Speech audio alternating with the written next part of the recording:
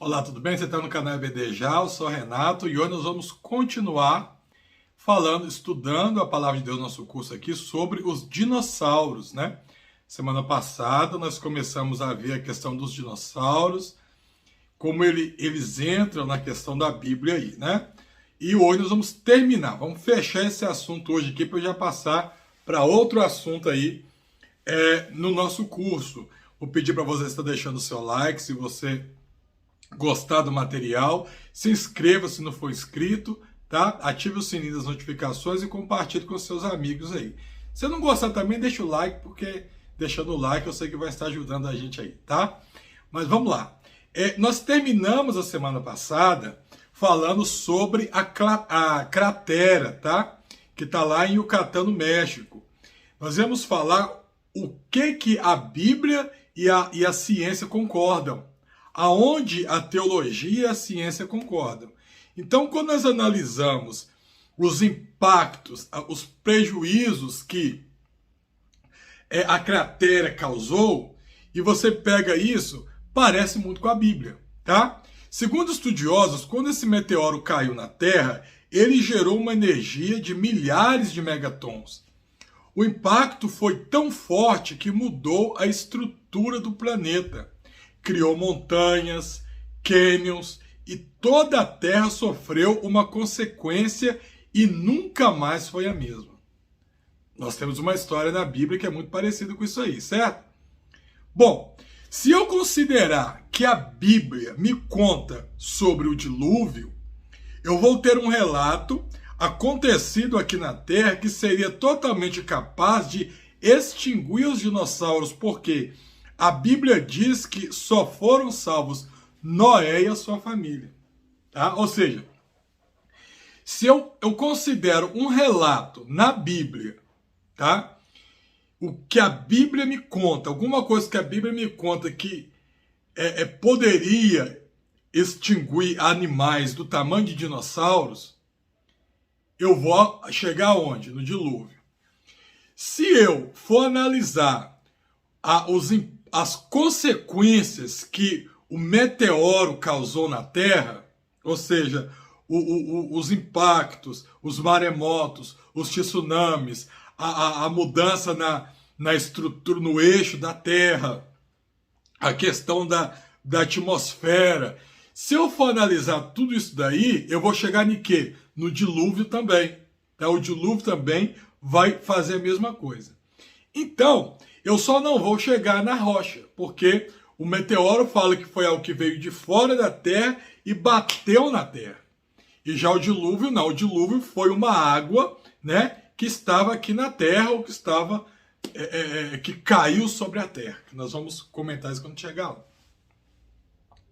Agora, se eu junto todas essas coisas, se eu juntar, por exemplo, se você entender que aconteceu o dilúvio, que durante o dilúvio realmente nós tivemos esses relatos que a Bíblia nos mostra, e que o dilúvio causou cânions, o dilúvio causou mudanças na atmosfera da Terra, que o dilúvio causou toda essa transformação na geografia terrestre, e se junto com esse dilúvio você considerar a hipótese que durante o dilúvio esse meteoro possa ter caído aqui na Terra, porque eu tenho evidências físicas que ele caiu, eu consigo então perfeitamente juntar o que a Bíblia me conta com o relato histórico, o rastro histórico que os meteoros têm deixado para mim. Se eu juntar os dois, eu posso juntar os dois, eu vou ter essa divisão ali, tá? Então, dessa forma, do ponto de vista teológico, seria bem razoável supor que os dinossauros foram extintos no dilúvio, tá? Os dinossauros, então, eles teriam sido extintos durante o dilúvio, que caiu na Terra, e que esse meteoro caiu exatamente durante o dilúvio. Por quê? Porque a palavra diz que o dilúvio não foi simplesmente uma chuvinha qualquer, né? A Bíblia nos mostra que o dilúvio foi a ira de Deus sobre a terra. Tá? Foi a ira de Deus caindo sobre a terra, onde Deus ele extinguiu toda a vida aqui, deixando vivo somente Noé, a sua família, né, 8 pessoas e os animais que estavam ali dentro, para repovoar a terra novamente. Então, eu posso perfeitamente, não é nenhuma heresia, se eu entendo que durante esse evento caiu esse asteroide aqui na Terra também, tá? Bom, se nós considerarmos esse ponto de vista, pode parecer haver, então, um contraste com Gênesis 6,19, tá? Pois lá diz que tudo que vive... Vamos ler lá, Gênesis 6,19? Vamos ver o que está falando aqui na palavra.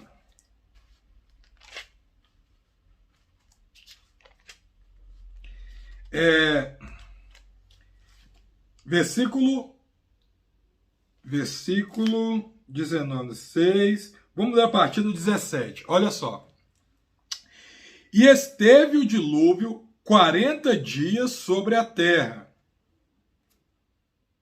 Não, é isso mesmo, né? E cresceram as águas e levantaram a arca, e ela se elevou sobre a terra. E prevaleceram as águas e cresceram grandemente sobre a terra, e a arca andava sobre as águas. E as águas prevaleceram excessivamente sobre a terra. E todos os altos montes que havia debaixo de todo o céu foram... Não, deve ser... Na verdade, eu estou lendo 7, né? 19. Então vamos ler, versículo 6, Gênesis capítulo 6, versículo 17, a partir do 17, que eu estava lendo capítulo 7, gente. Bom, porque eis que eu trago um dilúvio de água sobre a terra para desfazer toda a carne, que há espírito de vida debaixo dos céus. Tudo o que há na terra expirará. Mas contigo estabelecerei um pacto, e entrará na arca tu, os teus filhos, a tua mulher e as mulheres dos teus filhos contigo. E de tudo que vive, de toda carne, 2 de cada espécie meterás na arca para conservar vivo contigo, macho e fêmea. Então, se você lê aqui que de tudo que vive, né, foi colocado na arca, macho e fêmea segundo a sua espécie, e eu falo que os dinossauros foram extintos durante o dilúvio, então parece ter uma heresia aí, né? Mas peraí, irmão Renato, como que você está falando que os dinossauros foram extintos no dilúvio, sendo que o texto em Gênesis 6,19 está me dizendo que houve ali, que tudo que existia vivo foi colocado dentro da arca. Bom, para você entender isso, você tem que entender o conceito de hipérbole, tá? Então vamos lá, nós temos 2 hipóteses aqui. 2 hipóteses. Antes, porém, eu tenho que entender que quando o texto diz que todos os animais, ou melhor, isso aqui vai falar da hipérbole, né? Muito bem. Então eu tenho que entender o que é hipérbole. O que é hipérbole? Hipérbole é uma forma de exagero, tá? É um tipo de linguagem onde você dá uma ênfase para o exagero, querendo dizer que você fez determinadas coisas. Por exemplo, vamos dizer que você deu uma festa de aniversário, tá? E na sua festa de aniversário, foi muitas pessoas. Aí você, às vezes, conversando com um amigo seu, você fala assim, olha, foi todo mundo na minha festa de aniversário. Eu dei uma festa de aniversário semana passada, foi todo mundo lá. Ora, eu e você sabemos que quando você falou assim, olha, eu dei uma festa de aniversário e foi todo mundo, você não está querendo dizer que todas as pessoas do planeta foram na sua festa de aniversário, né? O planeta hoje já tem quase 8 milhões de habitantes. tem um local aqui que eu coloquei a questão da quantidade de habitantes, eu ia colocar, esqueci, isso mesmo. O planeta hoje tem quase 8 bilhões de habitantes, tá bom? Tem 7,8 bilhões, para ser mais exatos, de habitantes. Quando você falou assim, olha, eu dei uma festa de aniversário e foi todo mundo da minha festa, você não está com a pretensão de querer mentir para a pessoa que os 8 bilhões de pessoas foram na sua festa. A sua casa não cabe todo mundo, tá? Mas é uma forma de você dizer que foi muita gente, que muita gente foi na sua festa. Então a palavra de Deus, ela também usa de hipérboles, tá?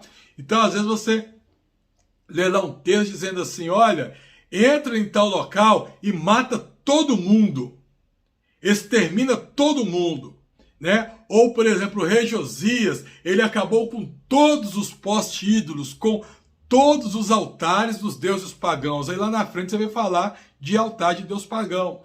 É porque ele acabou com a maioria. Mas não quer dizer que ele acabou com 100% dos altares. Não quer dizer que ele fez uma varredura no território de Israel, fez um pente fino para poder procurar 100% dos altares e derrubar. É uma força de linguagem chamada hipérbole. Então, quando você diz aqui que era para colocar de tudo que vive, é uma hipérbole. Então, não necessariamente Noé colocou tudo que existia dentro da arca, tá? Não necessariamente, mas ele pode ter colocado outros animais e pode ter deixado os dinossauros.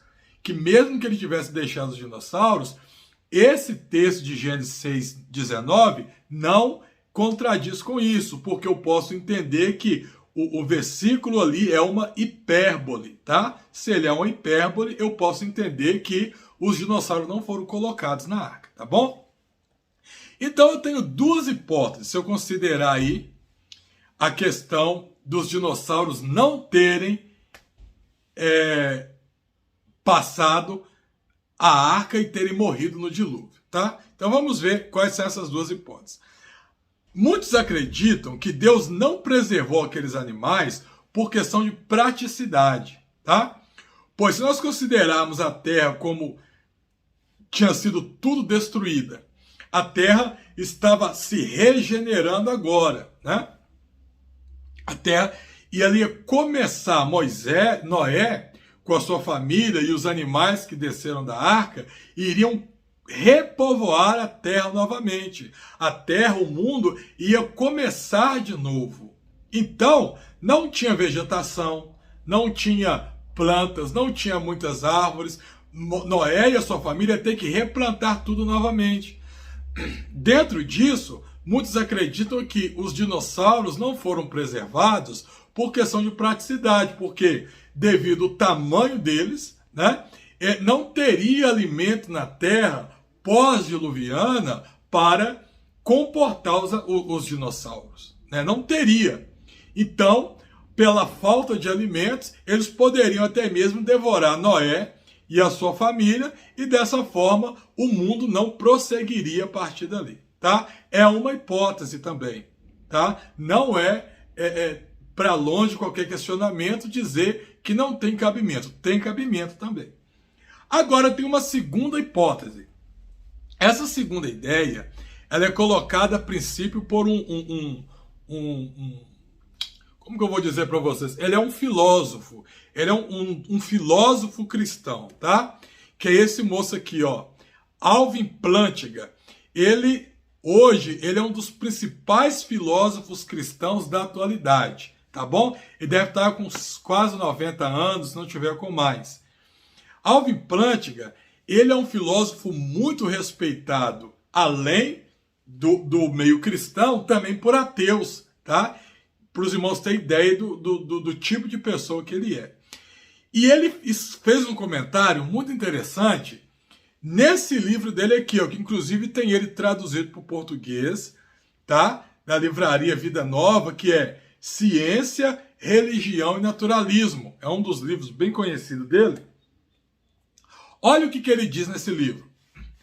O mundo, preste atenção, o mundo pode muito bem conter pecado e sofrimento, mas talvez também da parte de outras criaturas. Na verdade, algumas dessas criaturas podem ter muito mais poderes do que o ser humano, tá? Muito mais poderes do que o ser humano. E alguns deles, Satanás e seus anjos, por exemplo, podem ter tido permissão para desempenhar um papel na evolução da vida na Terra, guiando na direção da predação, desperdício e da dor. Então, olha o que ele quis dizer. Bom, se o ser humano, tá? Hoje nós entendemos que o ser humano ele tem capacidade, que ó, se o ser humano tem a capacidade de mexer na natureza, produzindo animais mudados, tá? O ser humano hoje, ele tem capacidade através da ciência de mexer na natureza e alterar a natureza.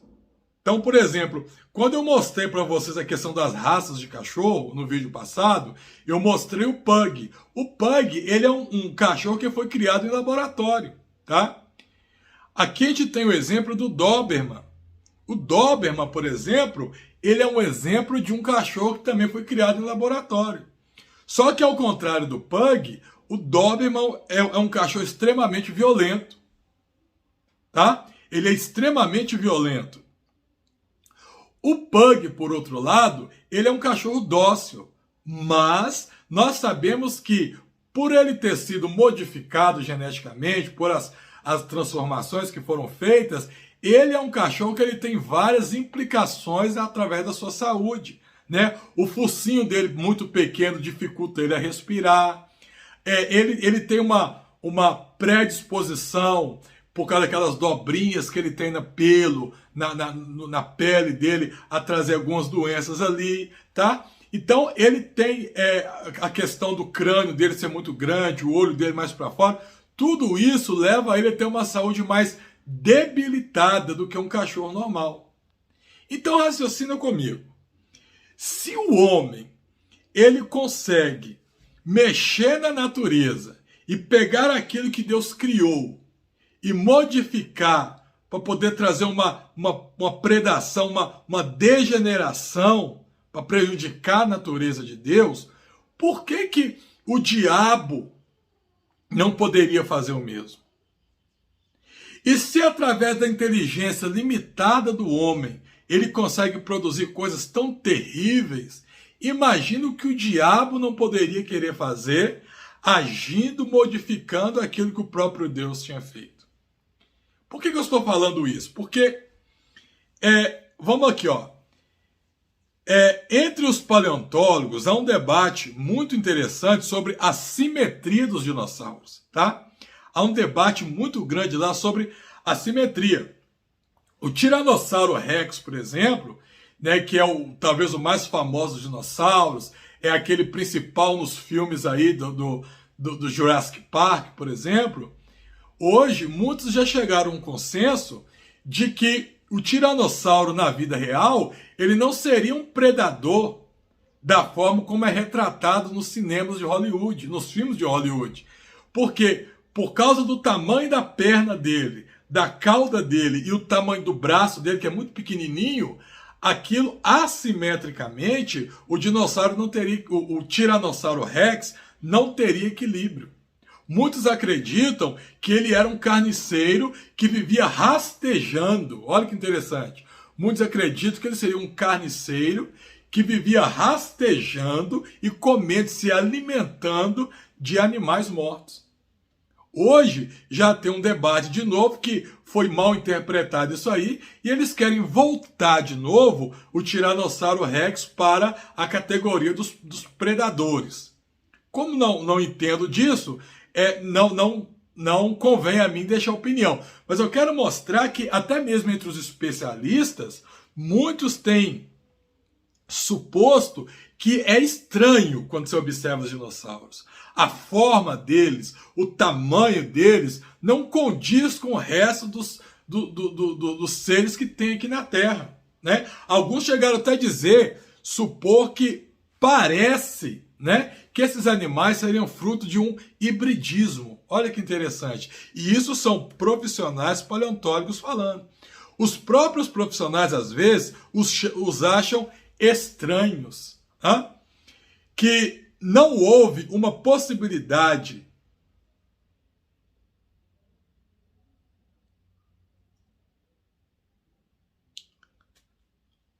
assim, eu acabei que eu digitei errado aqui. Ou seja, então por que eu não posso entender, por que eu não posso considerar o fato do diabo ter também modificado esses seres para o mal, para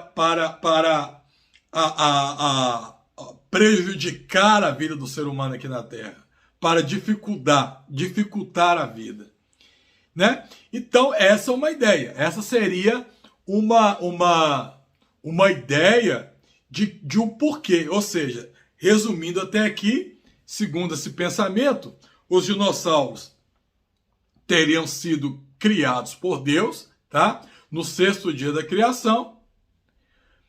Segundo esse pensamento, provavelmente, depois do pecado, eles sofreram uma transformação, né?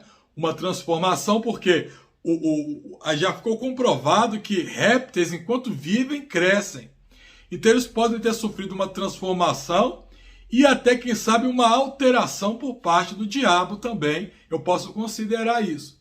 E que esses animais não teriam entrado na arca, mas eles teriam morrido no dilúvio, tá? No dilúvio, durante esse período em que Deus acabou com todas as coisas ali, com o mundo antigo, e recomeça o mundo através de Noé, sua família e os animais que estão dentro da arca. Porém, isso é o máximo que a gente consegue chegar, tá? É o máximo que nós conseguimos, analisando a Bíblia, chegarmos acerca dos dinossauros, tá? Para longe de qualquer dúvida, não tem. Eu, particularmente, a última hipótese para mim é a mais aceitável, tá? Eu acredito nessa última hipótese, né, de que os dinossauros eles foram modificados por Satanás e que por conta disso eles não entraram na... Eu acredito nisso, mas eu não posso bater o martelo. A Bíblia não afirma. Por quê?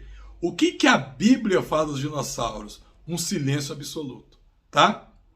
Quando você pega a Bíblia ela não tem uma preocupação de te falar sobre os dinossauros, né? de nos ensinar. Ela fala que existiam gigantes daqui na Terra, mas eram seres humanos.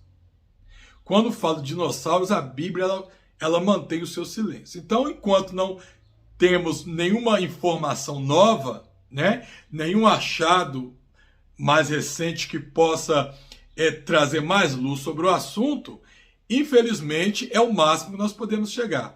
Tem essas hipóteses, eu passei todas as hipóteses que tem para vocês, passei a que eu acredito, a que eu acho que realmente aconteceu, mas todas as outras também têm seu embasamento, como eu mostrei para vocês.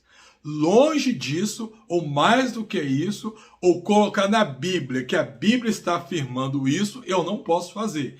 Porque é uma coisa que a Bíblia não diz. A Bíblia não bate o martelo sobre isso, então nós também não podemos bater. Pode ser que eu acabe de gravar esse vídeo e saia um material novo, de um achado novo, trazendo uma nova luz sobre o assunto, para que possamos entender melhor a relação da Bíblia, da teologia dos dinossauros. Mas enquanto não sai, é isso que nós temos, tá bom? Mas aí fica um relato. E sobre esses milhares e esses milhões de anos aí? Porque quando você fala dos dinossauros, eu falei que, segundo a paleontologia, eles viveram 65 milhões de anos atrás. E eu tenho vários relatos de achados de coisas que aconteceram milhões de anos atrás, né? Quando você fala do universo, o universo, segundo a teoria, tem também milhões de anos atrás. E quando você pega aqui a palavra de Deus, a Terra teria 6.000 anos. Então, como fica isso? Bom, sobre isso nós falaremos na nossa próxima aula, onde continuaremos a estudar Gênesis capítulo 1, tá? Então, na próxima aula, nós vamos estudar a idade do universo, tá? Continuando Gênesis aqui, capítulo 1, para que eu possa entender, né? Já que eu consegui entender mais ou menos onde entrou os dinossauros, então fica essa dúvida. E esses milhares de anos? A teoria da brecha não existiu.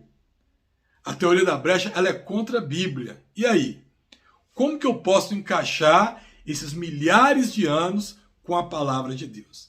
Então nós vamos fazer isso na nossa próxima aula, tá? Na próxima sexta-feira. Segunda-feira a gente tem aí os estudos bíblicos, né, da lição da escola dominical. E na sexta-feira a gente vai continuar esse estudo aí. Aí você se prepara, pega a sua Bíblia, ora ao Senhor e nós vamos estudar sobre os milhares de anos. Como que isso pode ser encaixado na Bíblia, tá bom? Que Deus te abençoe e fique com Deus até o nosso próximo encontro.